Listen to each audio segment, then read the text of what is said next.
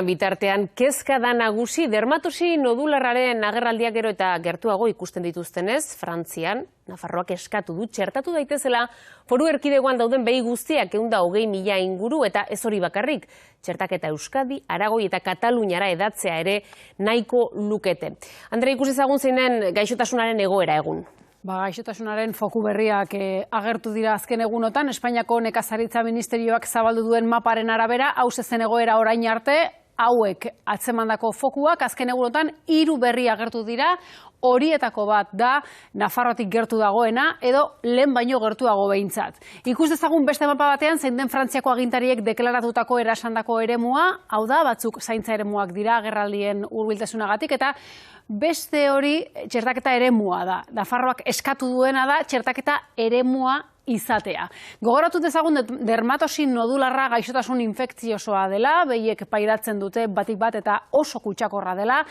Nola kutsatzen den, batez ere euli, eltxo edota kaparren bidez, oso gaixotasun mingarria da animalientzat, sukarra, nodulu handiak eta ultzerak eragiten ditu, baina heriotza tasa basua dauka 1,5 artekoa sektoriari, hori bai, galerak eragiten dizkio eta hori da kezka nagusia.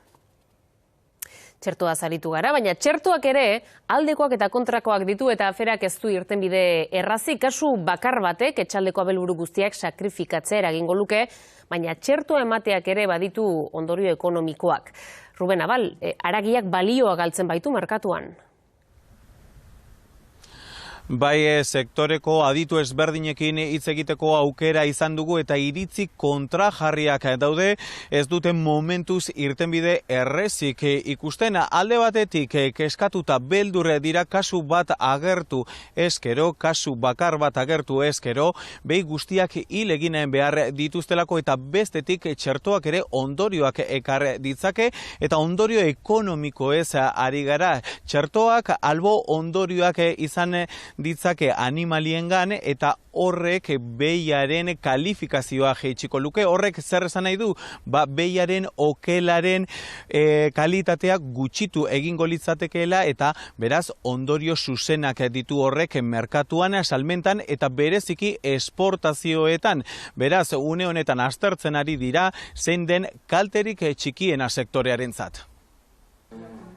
Dermatosi nodularra geroz eta gertuago dago eta Nafarroan kezka areagotu eginda. Sektorearekin hitz egin ondoren, Nafarroako gobernuak behi, zezen eta txekor guztiak txertatu nahi ditu. Solicitando urgentemente la petición a Europa de autorización para proceder a la vacunación de toda la cabaña ganadera en nuestra comunidad. Ministerioari eskatu dio Europar Batasunari lehen bailen baimena eskatzeko. Nos parece que por protección y teniendo en cuenta cómo se está extendiendo desde Cataluña por todo el corredor norte del Pirineo, que efectivamente todas las comunidades, no solamente Navarra, pues procedamos a la vacunación. Eta nola zabaltzen ari den ikusita, Euskal Autonomia Erkidegoko, Aragoiko eta Kataluniako abelburuak ere txertatzeko eskaera egin du gaur arratsaldean erkidegoekin ministerioak izan duen bileran.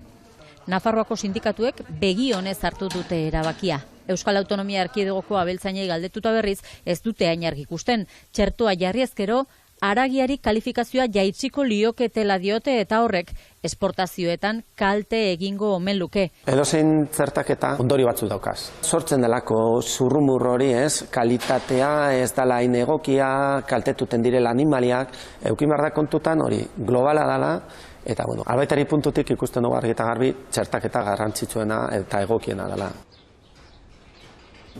Irmo jarraitze dute Ipar Euskal